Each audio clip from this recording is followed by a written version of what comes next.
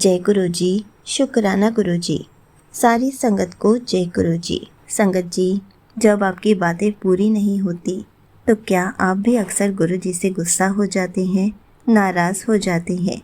तो चलिए इसी पर एक आंटी जी का सत्संग सुनाती हूँ, जिसमें उन्होंने इस बात को बहुत अच्छे से एक्सप्लेन किया है। ये सत्संग पूरा ज़रूर सुनिएगा, आपको बहुत अच्छे आंसर्स मिलेंगे। तो चलिए आंटी जी का सत्संग सुनाती हूँ। संगत जी, कुछ दिनों के लिए मेरी बेटी मुझसे और मेरे बीमार पिताजी से मिलने मुंबई से आई थी। उसके वापस लौटने का दिन आया, पर उसी सुबह उसकी फ़्लाइट कैंसिल हो गई।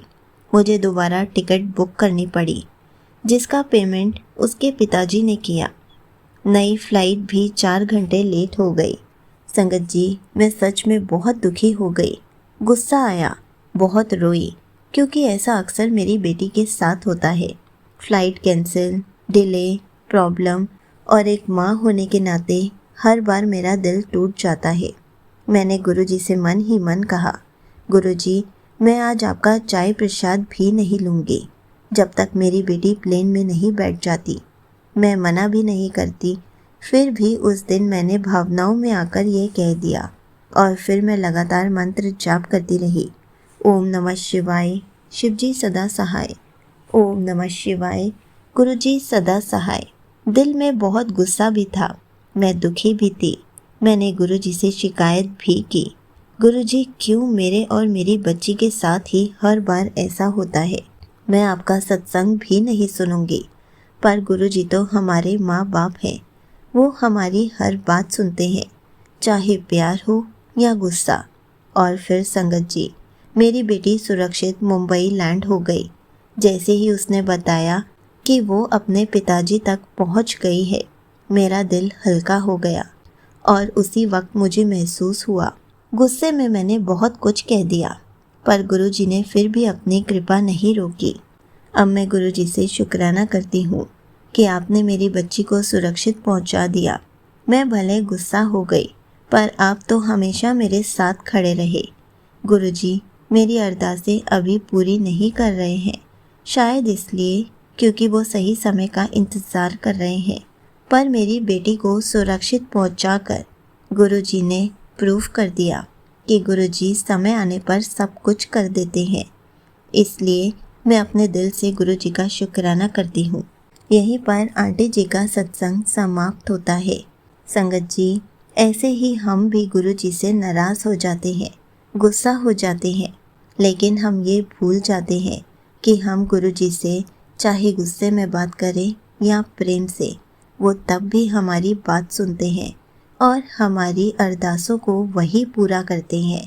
इसलिए हमें जाने अनजाने में भी गुरुजी से गुस्सा नहीं होना चाहिए, गुरुजी से नाराज़ नहीं होना चाहिए।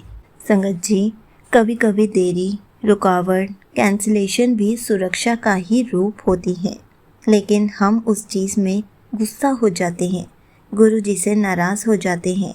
हम ये कैसे भूल सकते हैं कि गुरुजी हमारी भलाई के लिए ही, हमारी सुरक्षा के लिए ही यही सब करते हैं।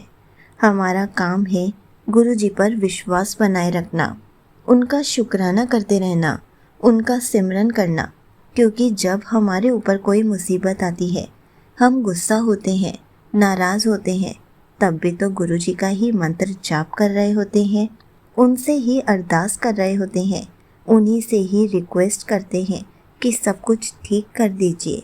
तब हमारा नाराज़ होने का क्या फ़ायदा, हमारा गुस्सा होने का क्या फ़ायदा?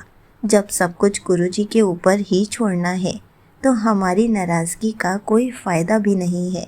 इसलिए संगत जी, हमें कभी गुरुजी से नाराज़ नहीं होना चाहिए, गुस्सा नहीं होना चाहिए।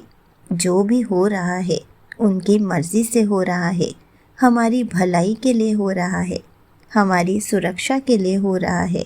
हमें तो उनका हर पल शुक्राना करना चाहिए, लेकिन हम तो गुरुजी को ही शिकायतें लगाने लग जाते हैं, शुक्राना करना तो भूल ही जाते हैं। संगत जी, हर पल गुरुजी का शुक्राना करें, शिकायतें मत कीजिए।